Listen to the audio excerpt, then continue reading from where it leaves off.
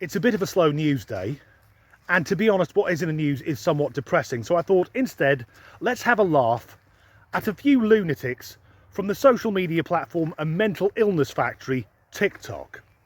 I want to begin by saying that as a society, I think we've come a long way. As recently as the 1950s, here in the UK, gay men could be arrested, put into asylums and tortured by doctors attempting to force the gay out of them. That's abhorrent. But now I think in 2023, things like homophobia and racism, they are things of the past, apart from those who have a vested interest in keeping them going, usually for financial gain. But whereas back in the middle of the last century, the list of acceptable behaviours was very narrow and very tight, I think now the pendulum has swung too far. Now anyone, no matter how utterly insane they are, feels that their opinions are valid and we should all hear them. So let's begin with a stunning and brave trans woman who's not only challenging the social ideas around gender, but also of time itself. One of the most liberating things about transitioning is getting to redefine gender on your own terms. We also have this opportunity to redefine what it means to be our age. I just turned 40 this year. I don't feel like I need to behave or dress like a 40-year-old woman. These notions of what's appropriate, they're just these social constructions, these social norms, and when you're trans, you get really comfortable with breaking those conventions. If you can do it for gender, why not do it for age too? So let's begin that individual, he, she or it, has just turned 40. Fuck, I feel good about myself now because I know I'm a mess at the moment. But if I go home, shave my head and dye my beard, despite me being 45 years old, if that thing looks 40, I should be getting ID'd to get into nightclubs. Not only that individual hasn't quite got the feminine thing down. I mean, if you're a straight man, imagine the scenario, you're in the pub on a Friday night and your mate walks in with his new girlfriend and says, "Hi lads, please meet my new lass, Trevor." You'd need to have a word with him.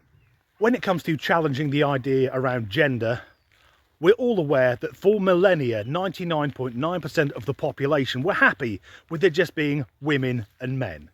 But in the last 15 years or so, the hard hitters of the trans community have come forth and demand we change the language, usually at the expense of women, to fit in with their ideology. We all know that, we're all fucking tired of it.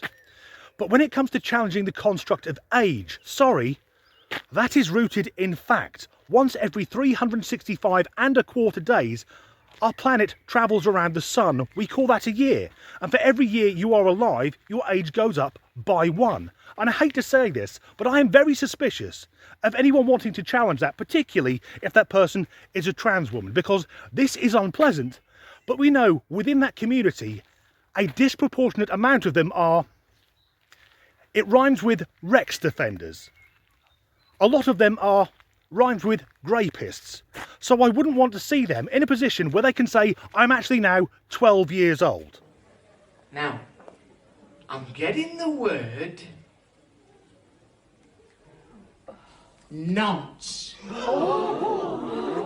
Yes, anyone saying age is just a number, for me, shouldn't be allowed within 200 yards of a school playground. And again, it's this weird thing about a fringe element of the LGBTQIA+ community, most of whom I completely support. It's a few trans women and drag queens with this weird need to be around young children. And I'll say this, would it be acceptable if a straight man was doing the same thing? If I demanded to go to a school to speak to a group of kids in lurid detail about why I enjoy having sex with women, well, that would be weird. And yet, and here's the strange thing, the trans woman, well, that was the more normal of the two clips I've got. Hi, my name is King, and I'm a non-human alter in a DID system, and I'm making a Discord server for people who experience wing dysphoria. It is, of course, open to systems with non-human headmates, and it is also open to, I think they're called wingkin, literally anybody who experiences wing dysphoria. Hope to see you there. Other folks who experience wing dysphoria and who get the phantom wings, I know we are all familiar with the feeling of needing to stretch our wings and not being able to, but is it as common of an experience to feel like you have water on your wings, like feel like your wings got wet and you need to like fluff them up and shake the water out, and you can't, and it's frustrating? So once again on TikTok, mention of a DID system. DID stands for Dissociative Identity Disorder. what used to be known as multiple personality disorder. The idea that there are split, separate personalities all living within the same body. Now, DID is so rare that most psychologists can't even agree whether or not it exists. I used to be a therapist, hard to believe, please stop laughing at the back. I have facilitated DID groups, and I will say this, I have never been convinced of the existence of the condition. What I believe I have witnessed is groups of highly troubled individuals with incredible levels of narcissism who found that if they say they have more than one personality, they can act as shittily as they like with other people and then blame it on one of their alters. And it's no surprise that the people, and I will say faking this condition on TikTok, are young white women. Because, particularly if they're straight as well, because if you're a straight white woman, you have virtually no victimhood cards. But if you say you have a severe mental health problem, suddenly you're scoring gold in the victimhood Olympics. So, wing dysphoria.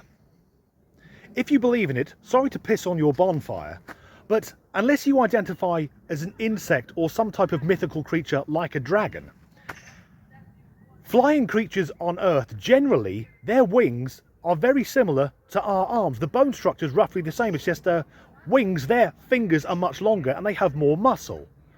And it's been like that since the fucking pterosaurs. How in the last few years have people now got wing dysphoria? I guess I can see the romance of maybe imagining that you're an angel. The issue is, and sorry about this Christians, the way that angels are depicted, there's no way their wings would ever get them off the ground. Now, of course, maybe the Almighty himself would use his power to allow angels to fly, but physics says it's impossible.